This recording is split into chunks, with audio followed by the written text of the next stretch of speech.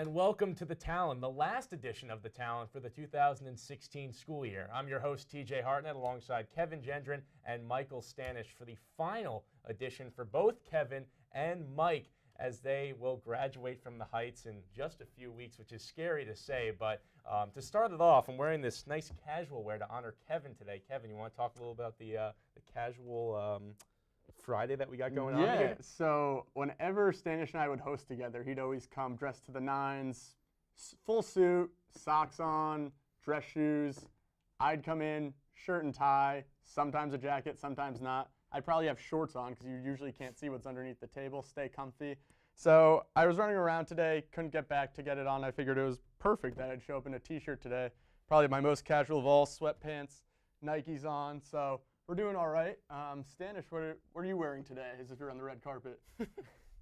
Well, this is actually more casual for me than I usually go. Usually I go the tie. It all pretty much started freshman year when I was told to wear full suit for the first time I hosted, and I've just sort of stuck with it since then. Not that many times I get to break out the full suit, so like to make it fancy when I can. Well, you both look good in your own right. So what we're going to go today is basically we're going to break down the 4 years of Kevin and Mike's journey here on the Heights, which is scary to say, but we're going to do it very quickly in just a few minutes. So we're going to start off with your favorite memory of BC athletics. We'll start with Mike. What is your best memory on the Heights? Well, I got to go to last year, my junior year football game against USC. Having it be it was a night game. The atmosphere was great. Everything. It was one of those days you could sense that things were going right. And then to be able to pull out the upset over USC, hold them to 20, 30 yards rushing, I forget the exact number, and to really just control the pace of play that whole game. Obviously, storming the field afterward was nice. That's always a bonus. But yeah, that was a very satisfying win. Yeah, and I was lucky enough to be there, so that's a fantastic memory. Kevin, you have something to counter it? That USC game is going to be pretty unrivaled. I remember still Tyler Murphy's last rushing touchdown when everyone just leaned back in the stands. It was like, this is going to happen. Not much better football program than USC to take down, too, even if they're not #1 in the country at that point. They were top 10, so that was an awesome night. I'm going to go with, if I have to pick one aside from that, our Bean Pot win this year was awesome. 0-0 the whole game. Both goalies were duking it out. In the Garden, everyone was really riled up. It was against BU. Tuck puts that one home, just sneaks right through like the puck had eyes, and it was perfect. Huge celebration afterwards. Was able to go out. That was nice to be 21 for and hang out around the Garden area for sure. That's awesome. I was here for both of them. So hopefully, as we turn our attention to the next subject, hopefully I didn't have to experience anything you're about to say. We'll start with you, Kevin. What's your worst memory of BC athletics on the Heights? I'm sure there are a couple that come to mind. Worst memory? I'll have a quick segue here because I had a sad memory during a good memory. I had to watch that quick shout out to our basketball team for beating Syracuse away when they were undefeated our sophomore year. I was alone in my room though because people had class and we were away. So like I was excited but just had nothing to do with myself. Anyways, actual upsetting moments. A lot come to mind, including a couple tough Parents' Weekend losses in football. That Kelvin Benjamin, Hail Mary touchdown from Jameis Winston tore our hearts out. But I'm going to go all the way back to freshman year against Duke. Duke was maybe, were they 2-1 in the country? They were top 5. Top 5. And they're Duke. It's like the same thing as USC. That's the team you want to beat. That's the top of the cream of the crop. Yeah. So I'm going to go with that game. We were up. We missed a free throw, I believe, late. Yeah, correct me if I'm wrong. We were up late and missed a free throw. They ended up coming back, and we had a free throw to tie. We had a free throw, I think, to take a bigger lead.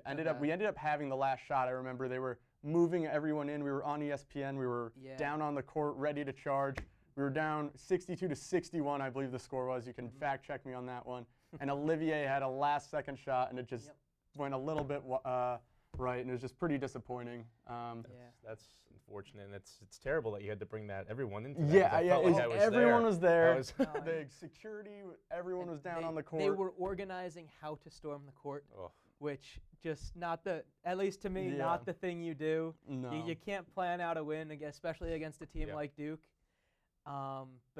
Definitely. That's one of the That's my- one of the ones I will my always junior remember. year in high school self is shedding a tear for you guys. If that There makes it you a little go. more scary. Stannish, jumping over to you. Anything more sad than that Duke loss? You had 3 more years to try to figure out what was worse in your memory. So, the worst, as in, I'm gonna go as in heartbreaking. I'm gonna go with not one, but every elimination goal for hockey. We're actually the first year in almost a decade to have not seen a national championship while we were students here. So having all of the elimination goals, that's a pretty heartbreaking moments for me.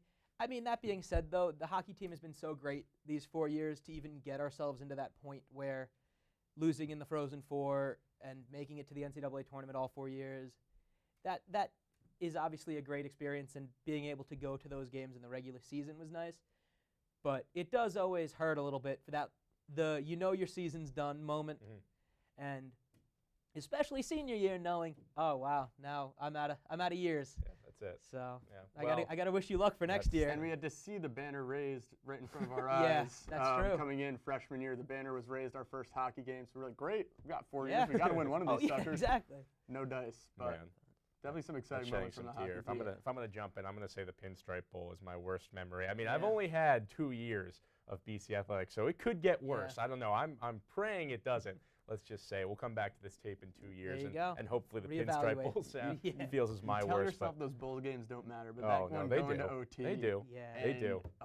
A lot of BC kids there too. A lot of so it's BC right kids, a lot of Yeah. Penn State, a lot of We Are chants going Oh. back and forth. Not fun, to say the least. Hopefully it gets better for me, and hopefully better for you guys as alumni. Now, jumping into our third question, I'll start with you, Mike. Favorite BC athlete? You've seen a lot over the 4 years. Which one sticks in your mind? Well, I guess my favorite would be Andre Williams, going back to football here, but I was deciding between him, Johnny Gaudreau, and a couple others. I'm going with Andre, though, because of the difference he made. Obviously, Johnny Gaudreau is in a class of his own, but to have a Heisman finalist be here to really put the team on his back and carry the team to a bowl game that year, it's a performance for the season that I don't think we're going to repeat anytime soon. So to be able to see that and to have him be such a humble guy about it, I think also speaks to it. Yeah. How impressive it was. I got to see one game with Andre when I was a prospective freshman looking here, so it was really cool to see. I can't imagine having an entire 4 years of Andre Williams, or for you guys, 3. But, Kevin, is there anybody that can match Andre Williams? So many names coming back to me as I'm thinking about that question. Got to give Chase Reddick a shout out. Yeah. Throwing the ball around. Love Amadon as well on the football field. So those Yeah. guys were a lot of Reddick, fun. last pocket passer we've had for a full season. Exactly. Tolles. Can't forget Pat Yeah. Tolles coming in. Yeah. there you go. Can't forget Tyler Murphy making that so exciting. Shout out to my boy Mike Giacone too, getting Murphy to the end zone, sealing that block on his last touchdown run that I was talking about earlier. That's what you show to Pee Wee football players. Mike pride- Giacone's There you block go. against USC. The pride of Westfield, New Jersey, Yes. stepping up. Oh, Okay, there you go. He's the man. So off the football field, again, I'm going to go over to hockey now. I love Tuck. My boy Steve Santini going over to my New Jersey Devils, so I'm excited to watch him. Yeah. There you go. That Arnold Hayes Gaudreau line, best That was- ever in yeah. college hockey history. That was a crazy line to watch live. Yeah. But I'm going to go to the basketball court because Eddie Odio is my guy. You know, our basketball team was never very good while we were here, and that's okay. But that Duke game especially, it was like, who is this guy jumping out of the gym? He made that. We had an inbounds play where he had an alley-oop. It was awesome. The place was electric afterwards. The guy just knew how to light fire everybody going. So Eddie Odio, you always had those little bright spots during the basketball seasons. Yeah. He's my guy. Sixth man of the Nice. year in terms of BC basketball standards. So we've basically gone over your 4 years of athletics. Let's turn it into the studio now. As someone who's been part of BCTV for 2 years and has been lucky enough to be by your side for 2 of them, had great role models going forward in my life, especially to carry the torch on for the next 2 years. We'll start with Kevin. Just some closing remarks about BCTV, what it means to you. You're here for 3 years, so what BCTV, sum it up in a minute if you could. I know it's tough. It's hard. I can't really wrap my head around the fact that, like, oh, I just feel like I'll come back, next week or, next semester, go on summer vacation. But it's been awesome. BC doesn't have a ton of TV classes, so people getting into journalism, broadcasting, it's a great place to be able to come to, learn how to edit, all the skills, even talking to a camera is very helpful in general for people that want to get into that kind of work. So, you know, it was just a great, you know, I wanted to get into broadcasting. It was a great place to start, be able to practice, see if I enjoyed it, if it was something I wanted to pursue while learning all the skills and meeting great people along the way. So it was a great time, just learned so much, and I hope it just, you know, continues to get better in the future. I think it will, and we appreciate you being here. Now, Mike, you're gonna wrap it up here. See if you can. Okay. You've been the guy for 4 years here in BCTV. What do you have to say about it? Well, like Kevin, like Kevin said, it is really weird to think about that. Come next September, we won't be back here to do this all again next year. That being said, though, the one thing I'd like to say about BCTV as a whole is it's like a family. I mean, it's a group of people that, at least for me, I'm not a comm major, so a lot of these classes and a lot of the people who are involved in BCTV, I wouldn't have had the pleasure of meeting over the years without BCTV. And I want to give a shout out to everybody who's been a part of it the last 4 years for making it however great it was. That being said, also, like Kevin said, I'm really looking forward to seeing where it's going. I think there's a lot of good steps forward happening. If anybody's interested, please stop by. And I'm really curious to see where it ends up going. So it is definitely weird to think about, though. Yeah, I can imagine. It's only been 2 years with you guys, but it feels like much longer. So that's going to wrap it up for the final edition of The Talent for 2016. For the final time, signing off, I'm Michael Stannish.